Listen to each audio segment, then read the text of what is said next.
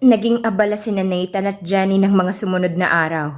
Laking pasasalamat ng dalaga nang gumaling mula sa pagkakasakit ang kanilang driver, kaya hindi na niya masyadong pinoproblema ang paghatid sa kanyang anak patungo sa eskwelahan nito.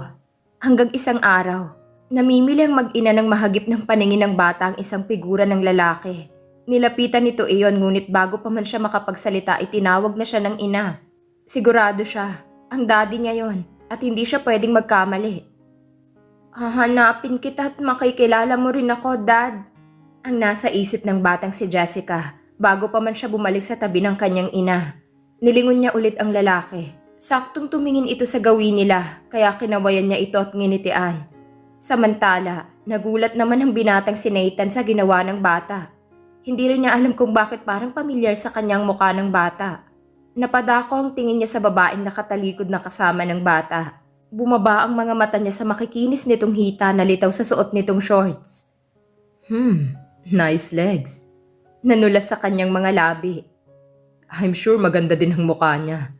Malapitan nga. Nagsimula na siyang humakbang sa mga ito. Ngunit naglakad din ang dalawa patungo sa may counter. Sinubukan niyang habulin ang mga ito. Ngunit sa kakamadali niya ay nabangga niyang isang matandang babae.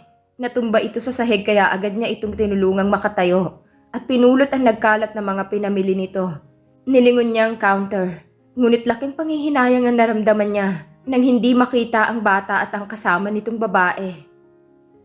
Nang makarating sa bahay ay agad inayos ni Jenny ang mga pinamili. Makalipas ang isang oras ay latang-lata na humiga siya sa sopang naroon. Maya-maya pa'y tumabi sa kanya ang anak. Ma'am, paano kung nakita ko si Daddy? Magagalit ka po ba? Nangunot ang noon niya sa narinig, saka tumingin dito. Kailan? At saan mo naman nakita? Kanina po, sa mall. Ha? Yes, ma'am. Nakita ko po siya, nginitian ko po siya sa kakinawayan. Natigilan si Jenny at matagal bago nagsalita. Anong sinabi niya? Nakausap mo ba? Hindi po, pero hahanapin ko po siya. Determinadong sagot nito. Anak, di ba ang sabi ko, may tamang oras at panahon para makilala mo siya. Pero ma'am, kilala ko siya sa litrato, sa mga kwento niyo. But I want to see him in real. Yung nakakasama ko at nakakausap. But, ma'am, you love me, right? And you want me to be happy, right? Yes, baby. Kung ganon, ayaan mo nang gawin ko ang dapat. Anong gagawin mo? Kinakabahang tanong niya. Hahanapin ko po siya at pag nangyari yun, magpapakilala ako sa kanya. Napabuntong hininga na lang ang dalaga. Alam niyang oras na magkita ang mag-ama malaking pagbabago at gulong mangyayari. Kilala niya ang ugali ng anak. Kapag sinabi nito, gagawin nito. Dahil sa paniniwalang kapag ginusto mo ay may paraan. Wala sa loob na tumango na lamang siya. Niyakap siya nito at hinalikan sa pisngi. I love you, Mom. I love you too. Matagal silang nagyakap at ito na rin ang kusang bumitaw. Saka patakbong lumabas ng bahay. San ka pupunta? Hahanapin ko ang daddy ko, Ma'am. Pagkawika nito'y tinakbo nito ang garahe. Tama namang nililinis ng driver ang sasakyan. Manong, alis po tayo. May hahanapin po ako. Ha? Saan naman tayo pupunta? Hahanapin ko po ang daddy ko. Napatingin ang driver sa pintong nilabasan ng bata. Nakita niya ang amo at tumango ito. Kaya mabilis siyang sumakay sa driver seat. At binuhay ang makina. Nagulat pa ito ng paglingon nito ay prenteng nakaupo sa katabi ang bata. Manong, tara na po.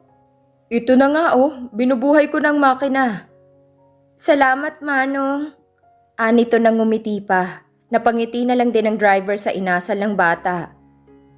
Kasalukuyang nagkakape ang binata nang tumunog ang doorbell sa bahay niya.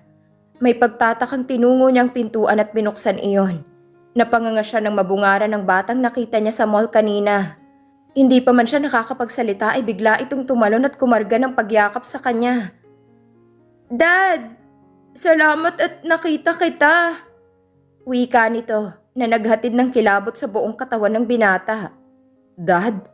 Ulit ng utak niya sa sinabi ng bata. Teka lang, bumaba ka nga, ang bigat mo. Reklamo niya dahil pakiwari niya matutumba siya sa bigat nito at tila ba gusto siyang sakalin sa higpit ng kapit nito sa leeg niya. Bumaba naman si Jessica, ngunit tuluyan na itong pumasok sa loob ng bahay. Nagtatakang sumunod dito ang binata. Prenteng umupo ang bata sa supang naroon, saka ngumiti sa kanya.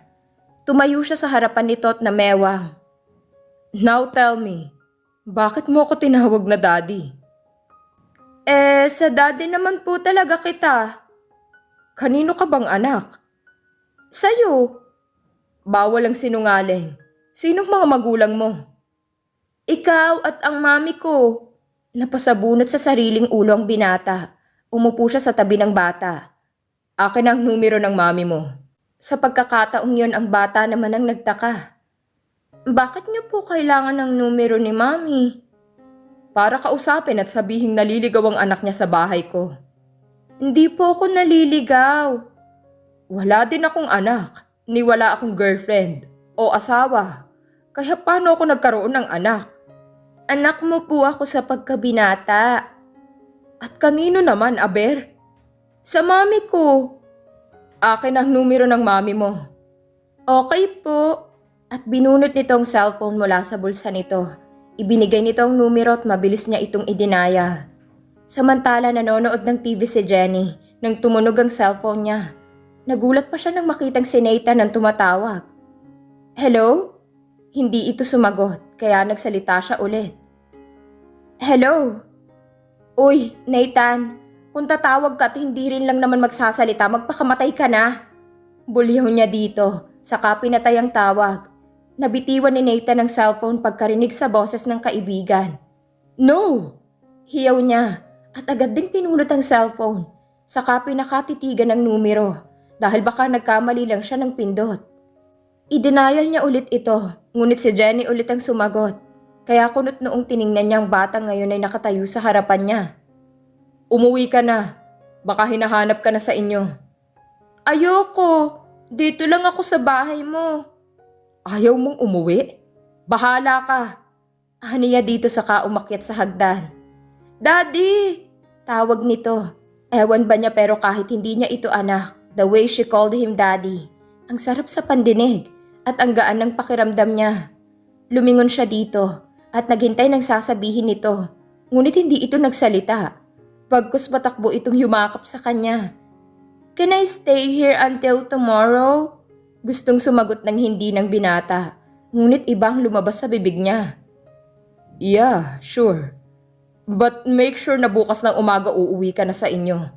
Nakangiting sumagot ang bata. Yes, Dad. Magkasabay silang umakyat sa ikalawang palapag ng bahay. Dahil likas na madaldal ang bata na ikwento nitong mga achievements nito sa school. Ngunit nakaramdam din siya ng awa dito.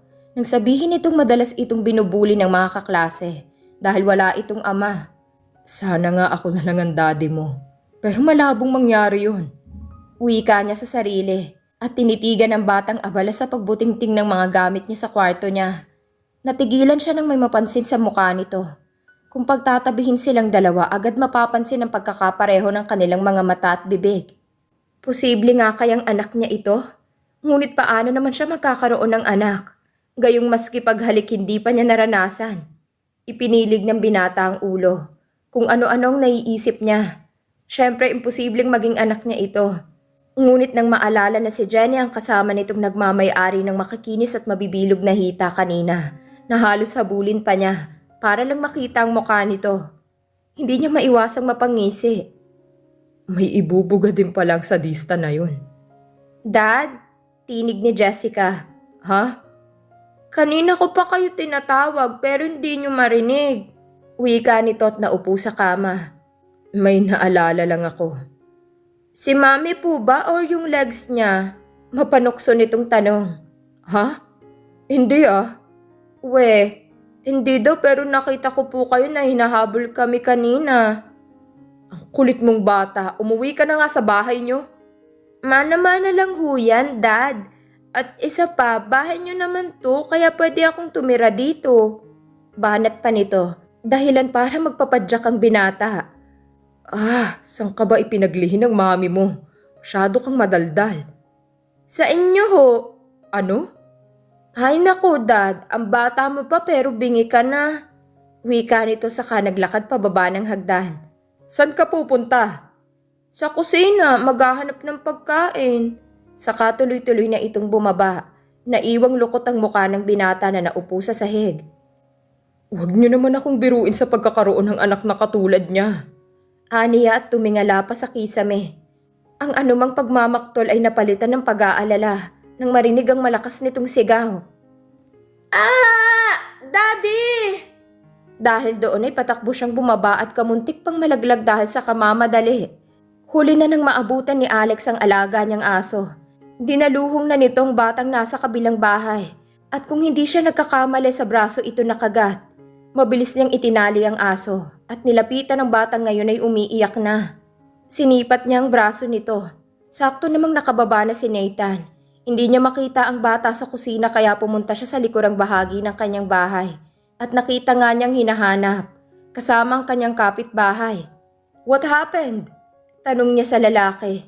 I'm sorry, nakawala ang alaga ko at dinaluhong nitong bata. What? Is she okay?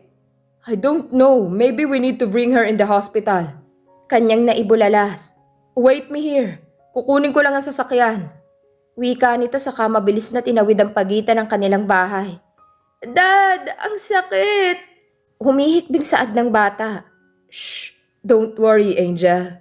Daddy will bring you to the hospital. Patuloy pa rin ito sa pag-iyak nang sumigaw si Alex. Mabilis niyang binuhat ang bata at sumakay sa sasakyan na mabilis namang pinaharurot ni Alex.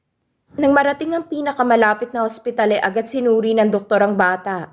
Nilinis ang bahaging kinagatan ng aso at pinadugo ito ng doktor. Kaya naman iyak ng iyak si Jessica. Tama na po! Masakit po! Ang patuloy nitong pag-iyak. Iha, kailangan nating palabasin ang dugo kasi kapag hindi ko ginawa yon, posibleng manatili sa katawan mo ang rabies. Ano po bang mangyayari sa akin kapag di nawala ang rabies? Magkakasakit ka. Tumahan ng bata sa pag-iyak. Sige po, hindi na po ako iiyak. Ayokong magkasakit. Tila maamong tupa na tumahimik ang bata habang ginagamot. Matapos paduguin ang sugat ay pinahira na din iyon ng betadine. Makalipas ang ilang sandali ay nagwika ang doktor. Pwede niyo na siyang iuwi. Okay naman ang sugat niya dahil walang dalang rabies ang asong nakakagat sa kanya. Salamat, Dok. Tumango lamang at ngumiti ang doktor saka nagpaalam sa kanila. Let's go, Angel. Yakag ni Nathan sa bata at binatang si Alex. Dad, my name is Jessica, not Angel. Angal nito na nakabusangot ang muka. Naalala kasi nitong batang kaklase na Angel ang pangalan, pero may pagkademonyita ang ugali. I'm sorry, okay? Jessica baby, let's go. Ngumiti ang bata saka naglakad palapit sa kanya. Dad, ayaw kong maglakad. Gusto kong sumakay sa likod mo. What? Ang laki-laki mo na, sasakay ka pa sa likod ko? Please. Pagsusumamo nito na sinadya pang papungayin ng mga mata. Ay, usal niya sa sarili. Okay, mahina niyang tugon dito. Yay! Tuwang-tuwa na saad nito saka mabilis na sumakay sa likod niya habang palabas sila ng hospital. Anak mo ba talaga yan, pare? Di nakatiis na tanong ni Alex. Sabi niya eh. Natatawang sagot ng binata. Totoo naman po kasing anak niyo po ako. Singit ng batang si Jessica. Sa Bicol niyo ako ginawa. Patuloy nito dahilan para huminto sa paglalakad ng binata. At sino naman na nagsabi sa'yo niyan? Sa lubong ang kilay na tanong pa niya. Ang mami ko. Tugon nito saka mabilis na bumaba sa likod niya. Tumakbo ito at hinanap ang kotseng sinakyang kanina. Nang makita iyon ay agad itong pumasok at prenteng naupo sa loob. Iiling-iling lamang na sumunod si Nathan, samantalang nakangiti naman si Alex. Nang makauwi na sa bahay ay nagpasya si Nathan na ihatid ang bata sa bahay ng mga ito. Ayaw pa sana nitong umuwi. Ngunit napapayag niya rin dahil sa maayos na pakikipag-usap. Narating nila ang bahay na tinutuluyan nito. Naabutan nila si Jenny na nakahiga sa sopa. Sinalubong nito ang bata at sinabihang umakyat muna sa taas para makapaglinis ng katawan na agad namang tumalima. Namayani ang katahimikan sa pagitan nilang dalawa hanggang sa magsalita ang binata. Wala ka bang sasabihin? Tanong niya at matamang tinitigan ng babae. Umiwas ng tingin si Jenny sa kanya at umupo ulit sa pwesto kanina. Salamat sa paghatid sa anak ko. Wika nito saka tumingin sa gawin niya. Yun lang? Ano pa ba dapat? For God's sake, Jen. Pumunta sa bahay ko ang anak mo at sinasabing ako daw ang ama niya. Paano nangyari yun? Itinatanong mo kung paano nabuo ang bata? Well, simple lang. Sinakyan kita, inupuan kita, minaneho ko ang manibela mo, at nakarating ako sa gusto kong puntahan. And lastly, nagbunga ng isang napakagandang bata ang pinagpaguran ko. Nakangising tugon nito. Naitakip ng binata ang dalawang kamay sa mga tenga saka pumikit. Oh God, kung isa mang bangungot ang mga naririnig ko, gisingin niyo po ako. At huwag nang pahintulutang makatulog. Mahina niyang usal. Ugok ka talaga. Wika ng dalaga saka inapakan ng isang paa ng binata. Ouch! Daing ni Nathan. At tiningnan niya ng masama ang babae. Ba't ka ba nangaapak? Singhal pa niya dito. Anong gisingin ang pinagsasabi mo? Ang dapat mong hiningin ay yung patulugin ka para naman mapanaginipan mo kung anong mga ginawa ko sa'yo noon. Kung paano kita hinalikan at kung paano ko hinimas ang abs mo, kung paano ko Enough! Buliyaw niya dito. Wala akong pakialam kung anong ginawa mo. Ang gusto ko lang ay ang marinig at malaman ng totoo. Anak ko ba talaga siya? Oo, kung ayaw mo pa ring maniwala, pwede mo siyang isailalim sa pagsusuri ng DNA test. Tiningnan ng binata si Jenny.